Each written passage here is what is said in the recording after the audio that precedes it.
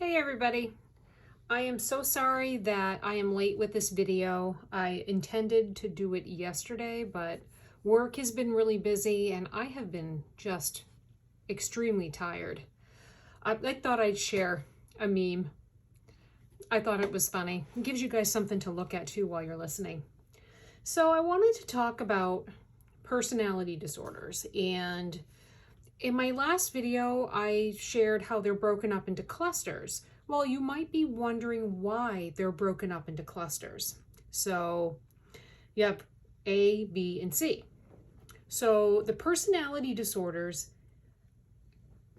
each respective cluster, they share similar traits. Like, so those in cluster A share some similar traits.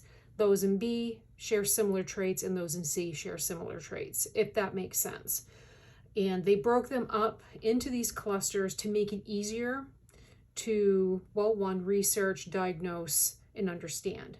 So that's kind of, in a nutshell, why they do what they do, or why they've done what they've done in the DSM.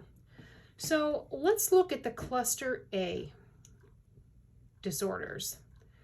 The cluster A personality disorders, they consider those to be odd or eccentric. So these aren't personality disorders that I have seen personally very often, but they do exist. You have paranoid personality disorder, schizoid personality disorder, and schizotypal or schizotypal personality disorder.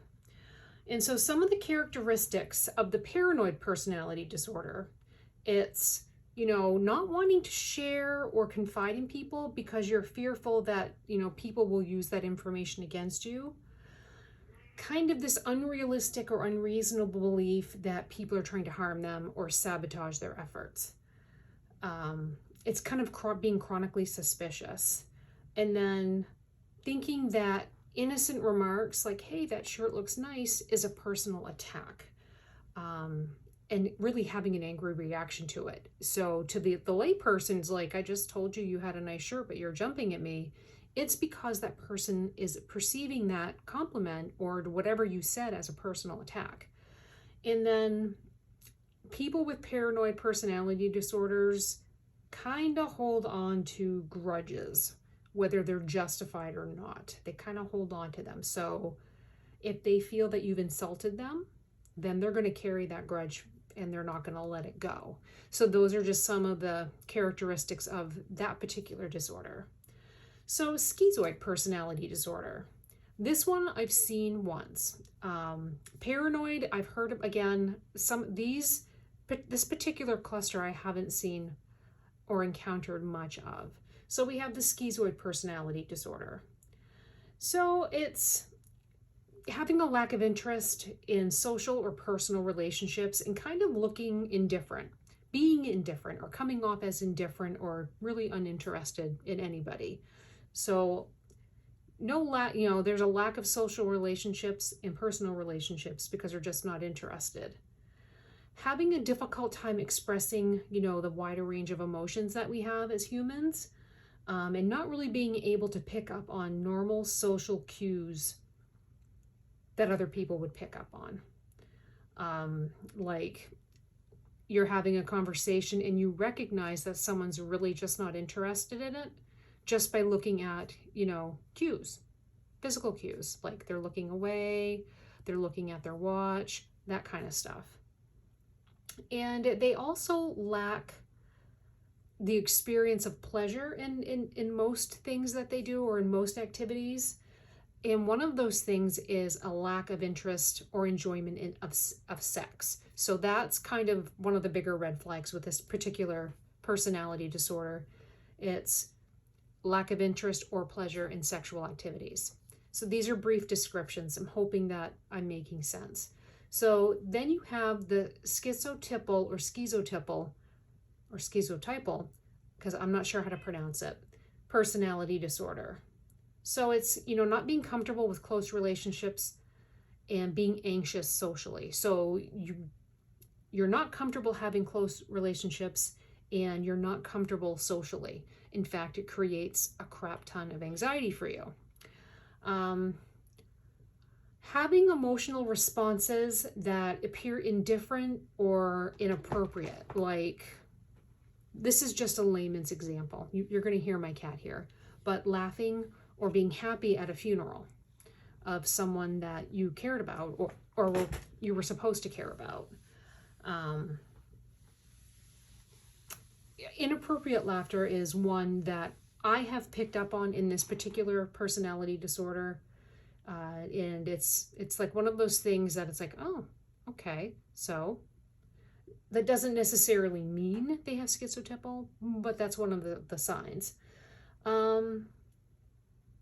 Peculiar speech patterns or beliefs in thinking. So things that are just kind of peculiar. If you look at them, they're dressed oddly. Maybe they're not behaving in what would be considered, quote unquote, the norm. It's odd. It's peculiar. Oh, this one's a good one that I forgot to mention. This kind of goes with the odd beliefs, and it's magical thinking. Beliefs that just normal everyday things have a secret hidden meaning. Or having a schizotypal person's thoughts affecting someone else, or that someone with schizotypal disorder believes that they can affect the actions of another person or that person's behavior. So it's, again, that odd belief. And maybe hearing a voice whisper the person's name. So maybe they hear their name being called and it's just a whisper.